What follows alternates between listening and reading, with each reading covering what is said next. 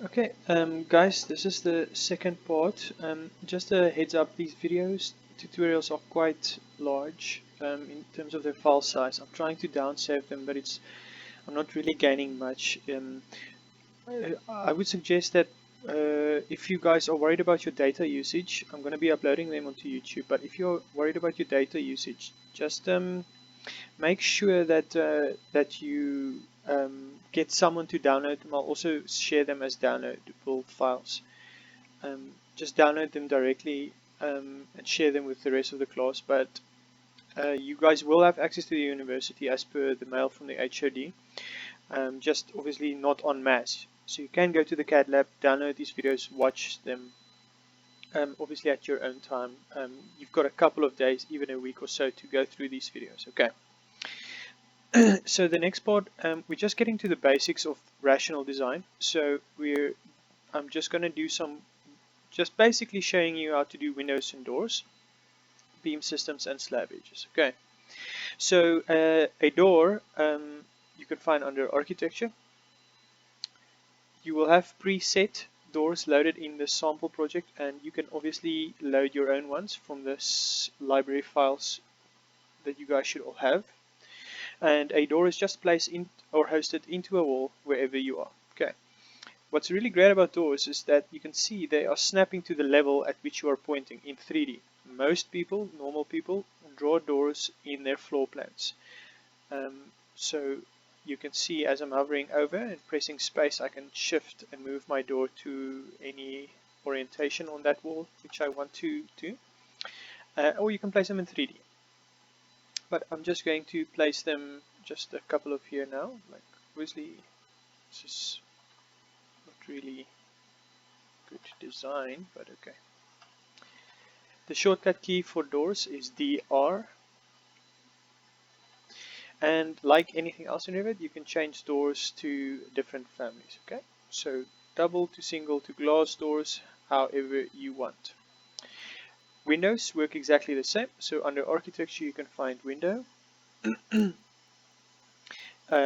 Select the type of window. There's only one type of window loaded in this project. Place it and it will pop up. Okay. Again, like doors, you can place windows in 3D. Obviously, they are not snapping to a level because windows can be at any height. Okay.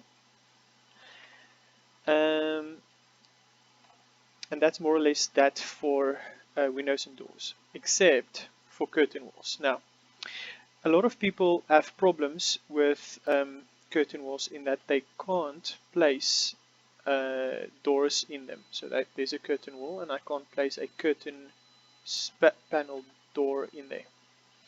So let me show you how we get past that. I'm going to hide the topography again.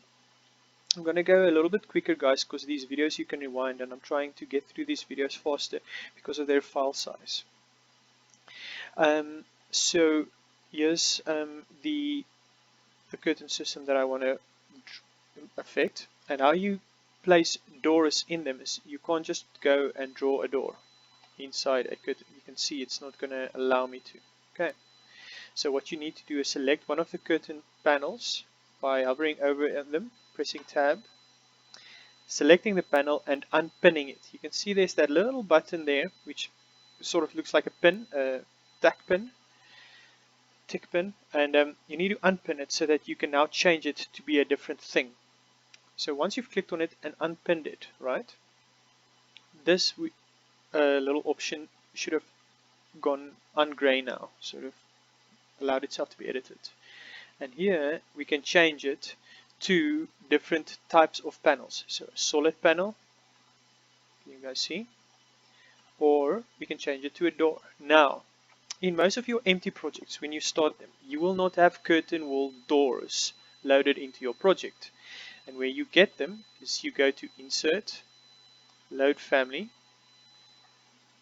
go to Doors, and they're usually here, the curtain wall doors. Okay, so you have a double storefront and a single. These three door families you can use as curtains panels. But they do not work, as far as I'm aware, Oh, they do work on your curtain systems, so not on your curtain walls, but on your curtain systems they also work. You just need to you don't even need to unpin them when they are in the system, and I can change it to a solid panel. Okay, so to make it turn it into a door, I'm going to select that solid panel,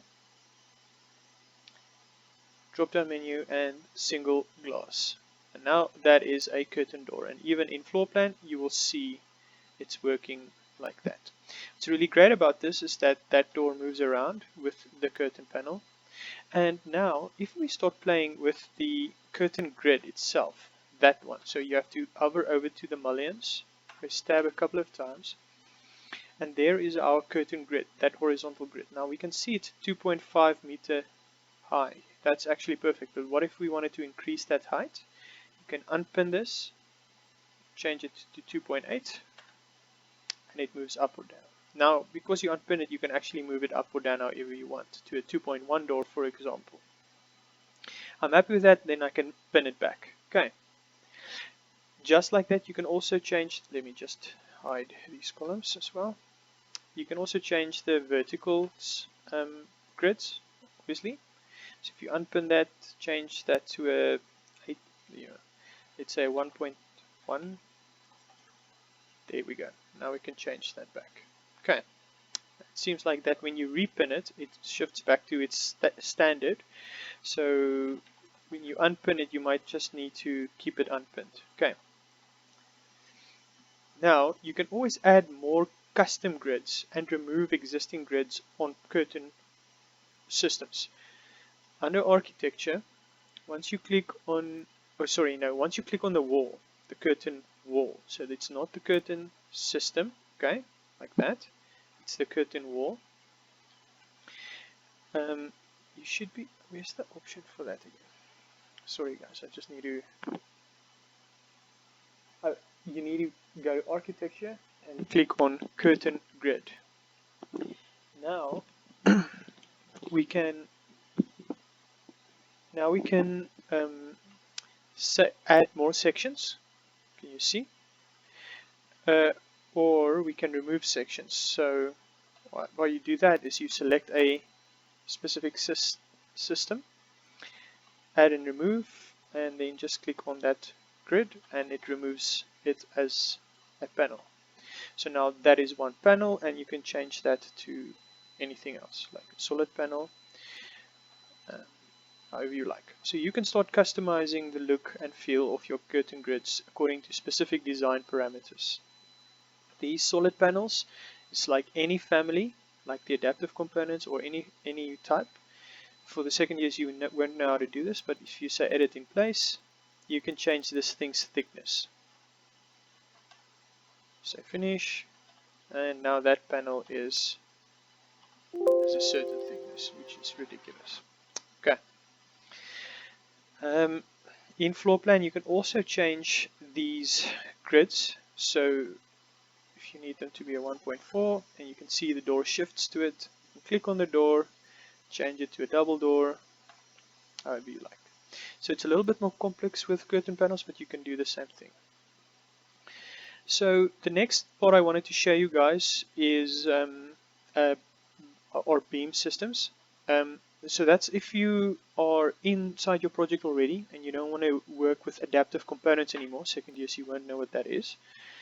And you want to apply like some structural members just across a regular grid onto a face or something. Let's say, for example, I wanted to do some basic timber panels, structural beams, or just some basic beams onto, and you can only do it on straight faces, flat faces, or floors. You can't do it on these curved surfaces. Then you will be using adaptive components.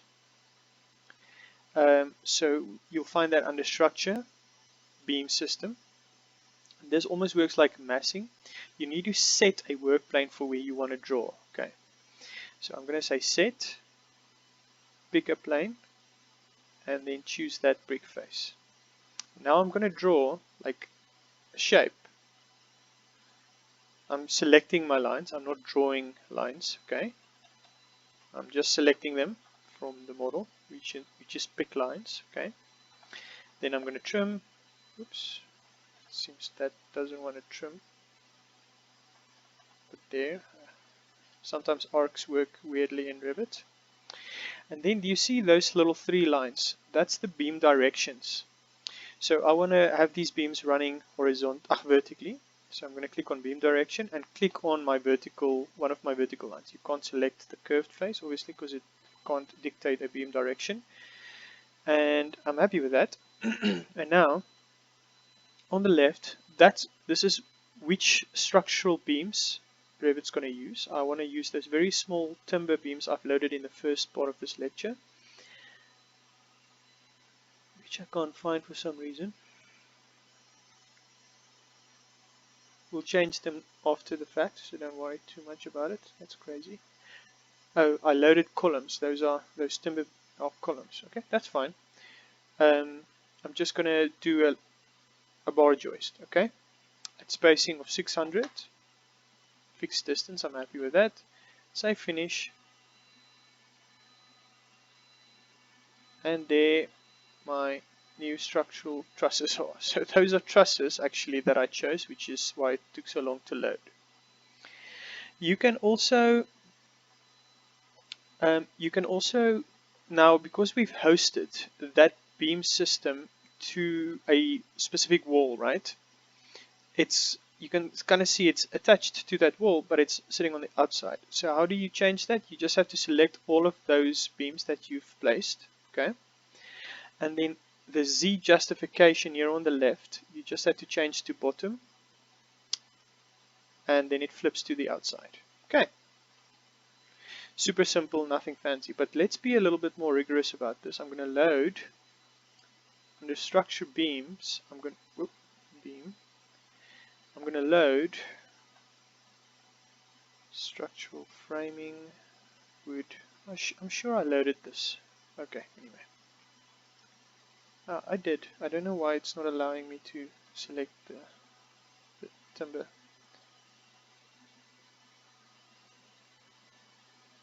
Dimensional lumber. There we go. And now it's just placing those timber beams uploaded into the beam system. Now it's always difficult to select a beam system. You kind of want to always select the individual beams, which is not what you want to do. You don't want to control it like that. So you kind of have to hover over to the edge, press tab, and when you see all the dotted lines, that's the beam system. And you can edit the boundary at any point in time, change it, finish, and it's going to apply to that new sketch that you've made. So beam systems work in any direction. They work in, if you want to place one, for example, they just can't work on curved faces like that. Okay, so if, for example, I wanted to place a beam system on the underside of this floor slab, I'm going to set my plane for the underside of that floor slab, press tab a couple of times until Revit is giving me that floor slab's profile.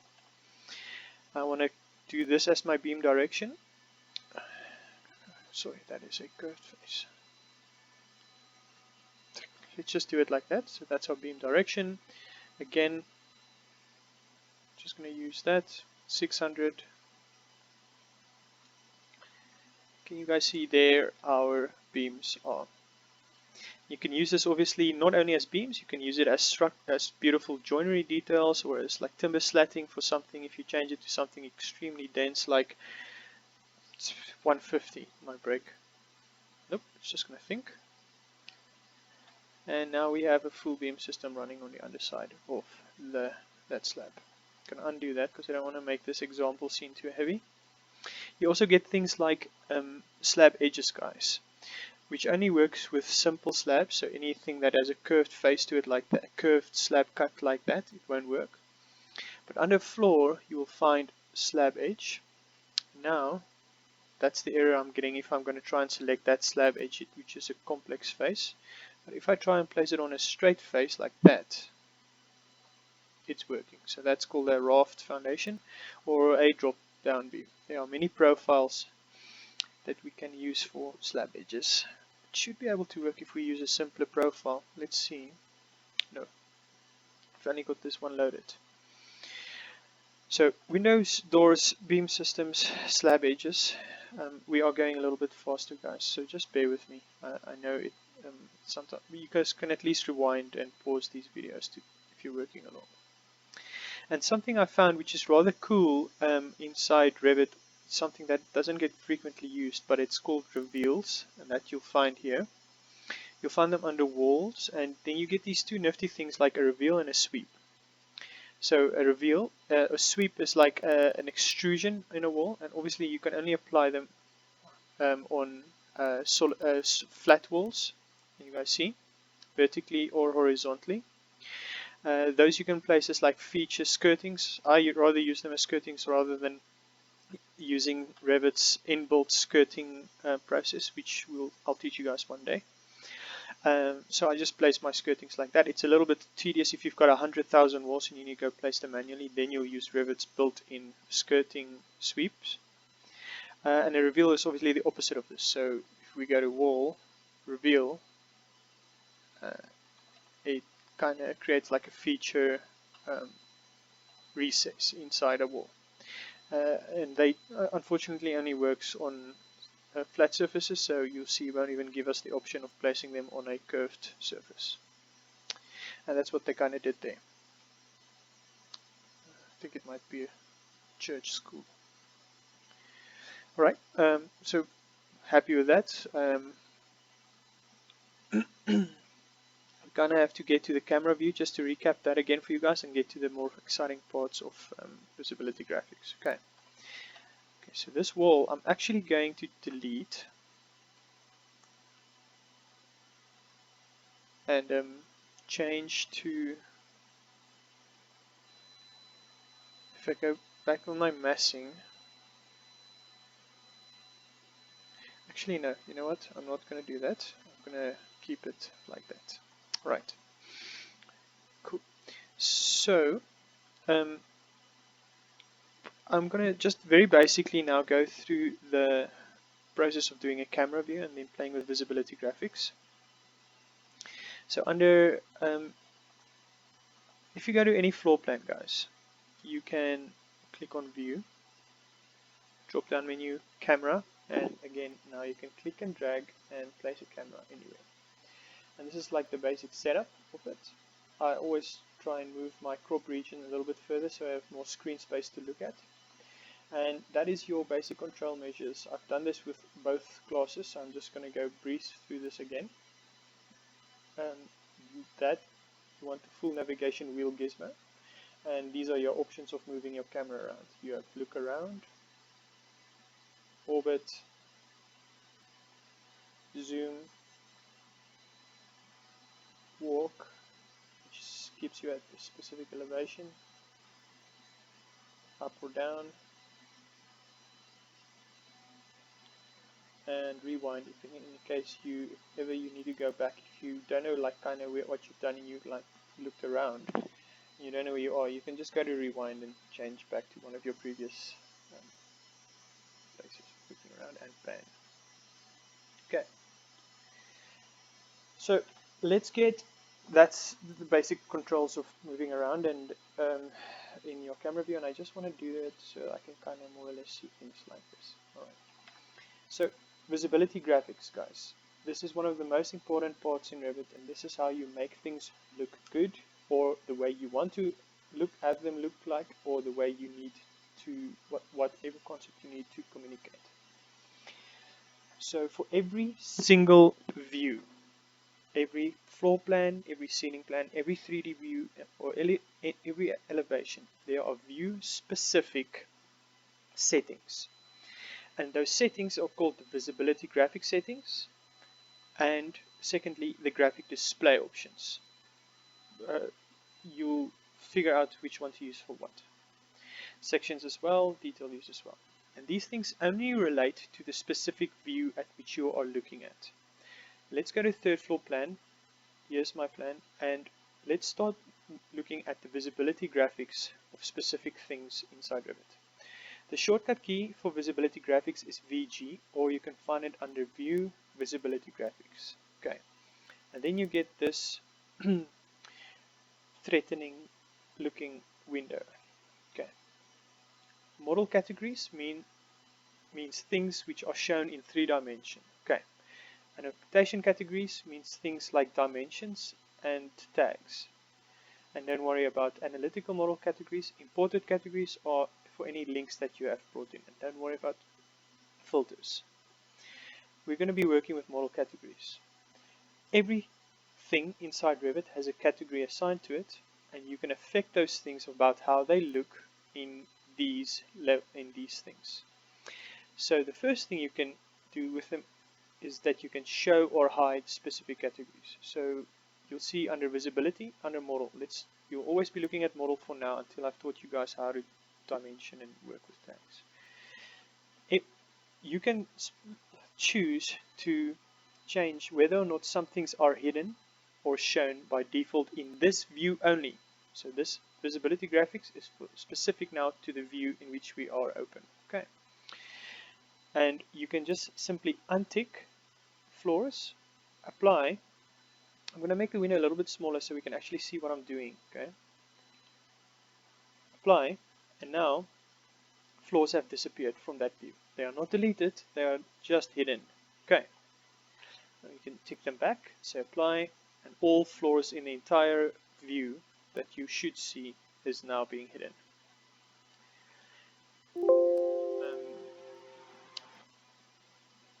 Okay, so things like furniture, you can tick and untick. Let's look at our main building. Furniture, do they have any furniture? Okay, there's the furniture, and that we can show or hide. So these are the basic things you can show or hide, and everything from columns to beams to roofs to roads to parking to cars to masses will be shown or hidden via this method. But in addition to that, you have these two things called the projection and cut visibility settings. Projection means if you are looking at something and you're not cutting through it, you're looking at it in elevation, how does it look? And cut means if you are cutting or sectioning through something, how does it look? Let's do walls because that's always the most important. You guys can currently see walls are being shown as like with this little weird crosshatch that these walls that I've drawn in. Okay. What if we wanted to override all of these walls to have a solid fill? Okay. Then I'm going to go to my visibility graphics, go down to walls, and my cut pattern, not its line, the line is that line when you are cutting through it. My cut pattern, I'm going to override, and it doesn't matter which one you use, either solid or a foreground or background, but you have to now choose a color and a hatch for it. Okay, so the cut pattern, that's what we're going to be overriding. So if I click solid and I change the color, so I chose solid there, then under color I'm going to choose red, say OK. As foreground, I could have done it as background, doesn't matter, and so click OK, then there's an override now for how walls look when you cut through them. I want to keep the lines as black, so I'm happy with that. So I'm just going to say OK. And all walls in our model that we are cutting through, even curtain walls, are now showing with a solid red fill. Okay, nothing fancy, super easy to do and replicate. And even new walls will now look like that. Okay, because we've got that override setting. You can override anything down to, if I'm just going to place a column, guys, a vertical concrete column.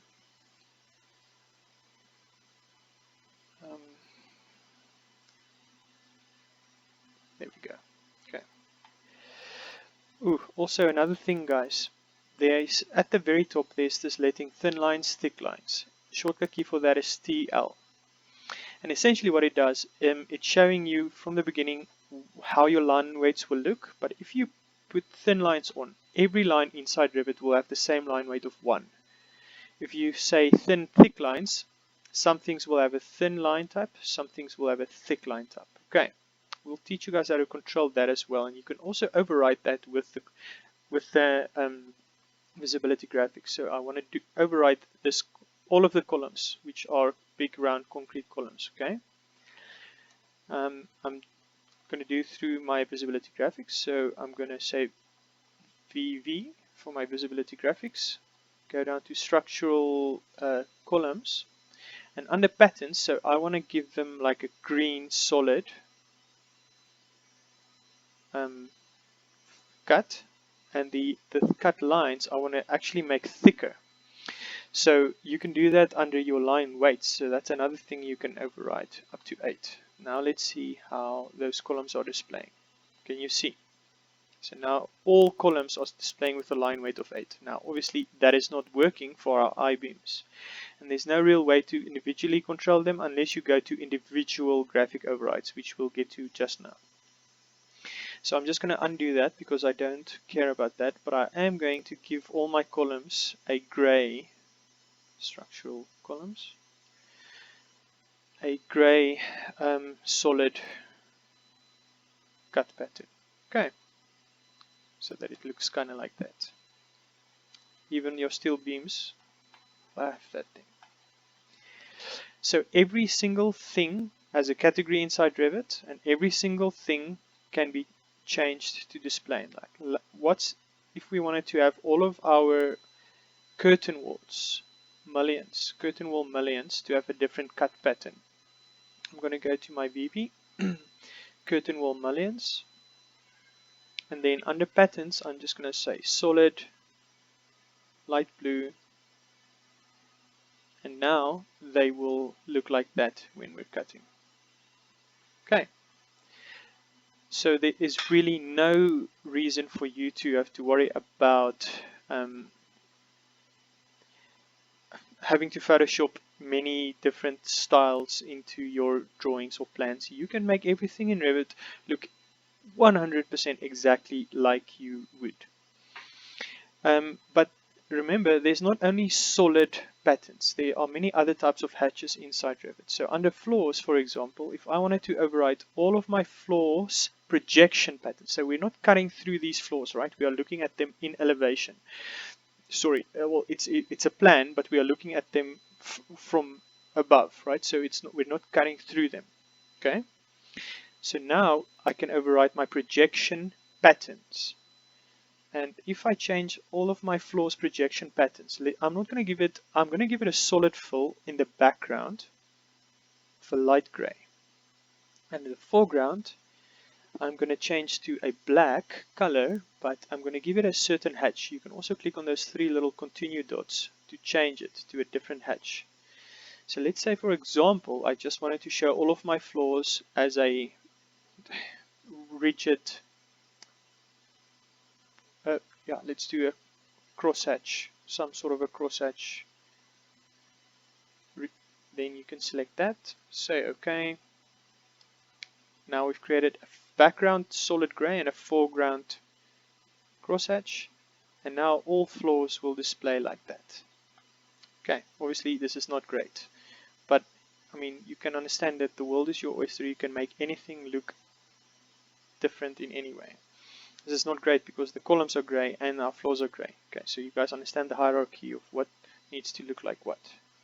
And again, you can just click on that thing and say clear all the overrides, and then you're back to normal. Transparency is the last thing about this, and then halftone we'll talk about. Transparency makes things of that category slightly transparent.